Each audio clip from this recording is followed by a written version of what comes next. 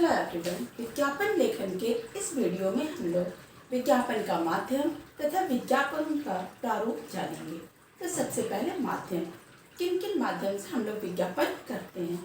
तो पहला है मुद्रण माध्यम। मुद्रण माध्यम में आता है समाचार पत्र और पत्रिकाएं, जो समाचार पत्र में और पत्रिकाओं में विज्ञापन छपा रहता है। नेक्स्ट है इलेक्ट्रॉनिक माध्यम। इलेक्ट्रॉनिक माध्यम में पहला है श्रव्य। श्रव्य मतलब जिसको हम लोग सिर्फ सुनते हैं, रेडियो और मुनादी। बेटा मुनादी को डुग्गी बोलते हैं। अब धीरे धीरे इसका जो प्रचार प्रसार है वो खत्म हो गया है। आप पुराने सीरियल वगैरह में देखे होंगे कि एक व्यक्ति ढोलक पीट पीट करके या थाली पीट पीट करके किसी चीज़ का ऐलान करता था, किसी चीज़ के बारे में बोलता था, तो उसे डुग्गी कहते थे, उससे प्रचार प्रसार होता था। लेकिन अब डुग्गी खत्म हो गया और डुग्गी की जगह पे आजकल लोग लाउड स्पीकर गाड़ियों में बांध देते हैं और लाउड स्पीकर में बोल बोल करके प्रचार प्रसार करते हैं।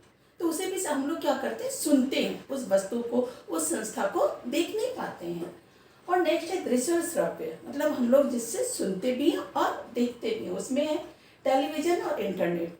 टीवी में जो भी प्रोग्राम आता है, उसमें जो विज्ञापन आता है, उसे हम लोग देखते भी हैं, सुनते भी हैं। इंटरनेट के माध्यम से जो भी प्रचार प्रसार होता है, वीडियोज़ है FB पे, इंस्टा पे, उसे भी हम लोग देखते भी हैं, सुनते भी हैं। नेक्स्ट है चलचित्र। फिल्मों के दौरान जो प्रचार आता है वो भी क्या है, वो भी विज्ञापन है, वो भी प्रचार प्रसार का एक साधन है। फिर उसके अलावा और भी बहुत सारे ऐसे साधन हैं जिनके माध्यम से हम लोग विज्ञापन करते हैं। उसमें क्या, आउटडोर, मतलब जैसे घर के बाहर जा कर के जो व्यक्ति डोर टू डोर जा कर के प्रचार प्रसार करता है, वो भी विज्ञापन ही है। घर घर जा कर के हम किसी चीज़ के बारे में बताते हैं, जैसे सेल्समैन है, सेल्स गर्ल्स है, आके किसी चीज़ के बारे में जो बताती है वो क्या है, विज्ञापन ही है। फिर होर्डिंग, आप शहरों में देखते हो बड़े बड़े बोर्ड लगे होते हैं, उससे विज्ञापन होता है। पर्चे, पोस्टर, बैनर, हम कोई नया दुकान खोलते हैं, नई कोई संस्था खोलते हैं, तो उसके बारे में हम लोग बैनर पोस्टर लगवा देते हैं, पर्चे बनवा करके छपवा करके हम लोग हर जगह बंटवा देते हैं, उससे भी विज्ञापन होता है। प्रदर्शनी, स्टिकर, किसी चीज़ का बड़े पैमाने पर यदि हमें विज्ञापन करना है तो प्रदर्शनी लगती है। स्टिकर बहुत लोगों को अट्रैक्ट करता है, जो उत्पादक है वो स्टिकर बनवा देता है। अब लोग स्टिकर को गाड़ियों पे, दरवाजों पे, कहीं भी लगा लेते हैं।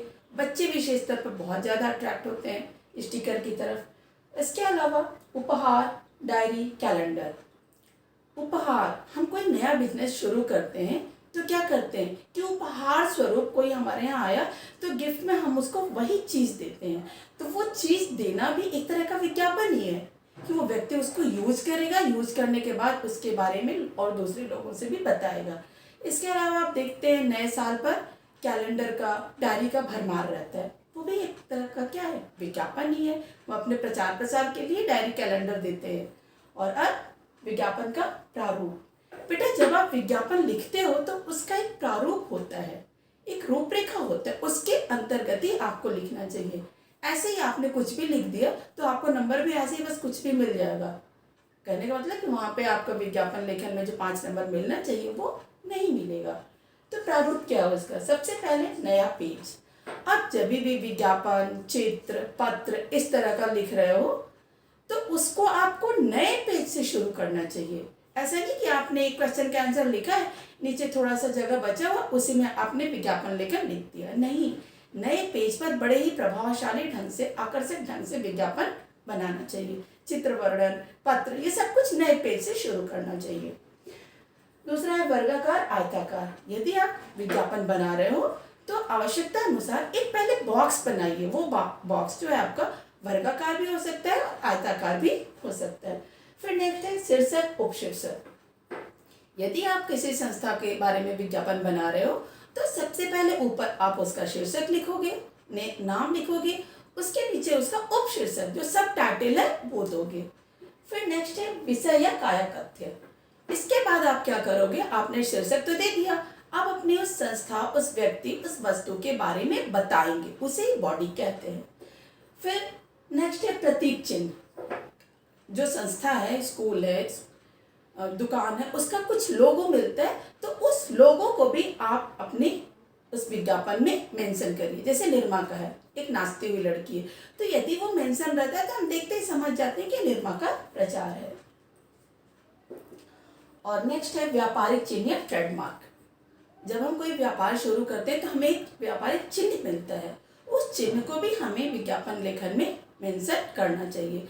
यहाँ एक चीज ध्यान देना जरूरी है बेटा कि एक व्यापारिक चिन्ह को दूसरा व्यक्ति नहीं प्रयोग कर सकता है, वो एक तरह का जुर्म होता है। व्यापारिक चिन्ह हर व्यक्ति को अलग अलग मिलता है, जैसे Atlas cycle, hero moped, Divya धारा आदि। काव्य में पंक्तियां या स्लोगन। विज्ञापन लेखन में बेटा काव्य में पंक्तियां जो हैं वो विज्ञापन लेखन में जान ला देती हैं। काव्य में पंक्तियां या अलंकारिक पंक्तियां, आप जैसा भी विज्ञापन बना रहे हैं, जैसा भी विज्ञापन लिख रहे हैं, उसके अकॉर्डिंग आपको काव्य में पंक्तियां भी डालना चाहिए। जैसे आप जल का लिख रहे हैं तो जल है तो कल है, रक्तदान का लिख रहे हैं तो रक्तदान महादान, इस तरह की काव्य में पंक्तियों को आपको जरूर देना चाहिए। फिर नेक्स्ट है चित्र सज्जा। आप विज्ञापन बना रहे हैं तो उस वस्तु, व्यक्ति, संस्था से संबंधित आपको चित्र जरूर बनाना चाहिए। और चित्र को यदि आपकी ड्राइंग अच्छी है तो आप उसको सजा करके बनाइए। उसमें आप अनेक तरह के रंगों का यूज कर सकते हैं, पेंसिल, कलर, जो आप चाहें उसमें आप यूज कर सकते हैं। यदि आपकी ड्राइंग अच्छी नहीं है तो आप एक रेखा लाइन ही बना दीजिए, एक आउटलाइन ही बना दीजिए, लेकिन बना जरूर दीजिए, क्योंकि बिना चित्र का आपका विज्ञापन कहीं न कहीं अधूरा सा रह जाता है। फिर नेक्स्ट है ऑफर।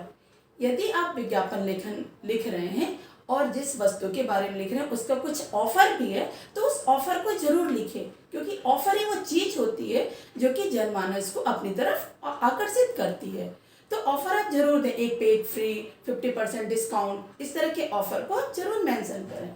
फिर नेक्स्ट है विशेषणों का प्रयोग। विज्ञापन लेखन में आप विशेषण शब्दों के प्रयोग से बिल्कुल कोताही मत करिए। जहाँ पे आवश्यकता है वहाँ पे विशेषण शब्दों का प्रयोग अवश्य करिए। 1, 2, 3 तक का भी आप प्रयोग कर सकते हैं। जैसे आप किसी क्रीम का प्रचार का विज्ञापन बना रहे हैं तो आप वहाँ पे लिखिए कि चमकदार त्वचा पाने के लिए आप प्रयोग करिए निखार क्रीम।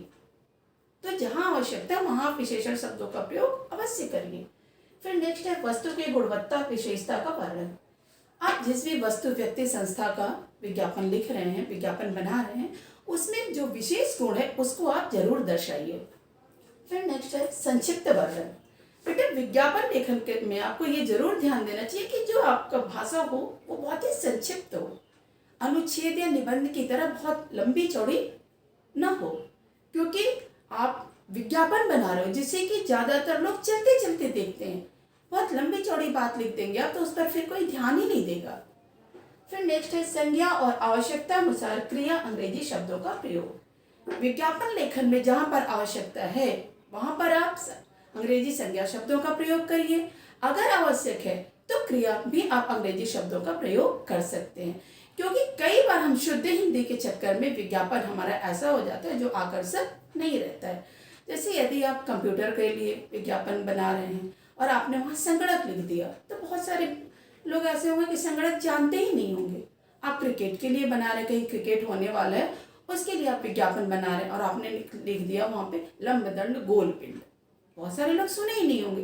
तो आप वहाँ पे कंप्यूटर ही लिखिए, क्रिकेट ही लिखिए। उसी तरह से सेल है अगर तो सेल सेल सेल, अगर आप वहाँ पे लिखते हैं बेचो बेचो बेचो तो ये बड़ा बेचो बेचो बेचो अजीब सा लग रहा है। सेल सेल सेल अट्रैक्टिव लग रहा है। तो आवश्यकता अनुसार आप क्रिया में भी अंग्रेजी शब्दों का प्रयोग कर सकते हैं।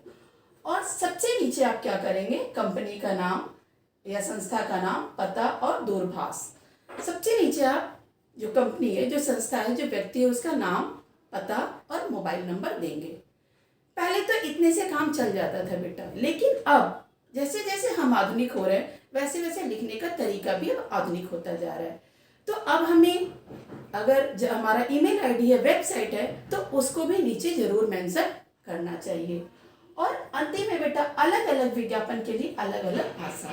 हर तरह के विज्ञापन को एक ही तरह के भाषा में नहीं लिखना चाहिए।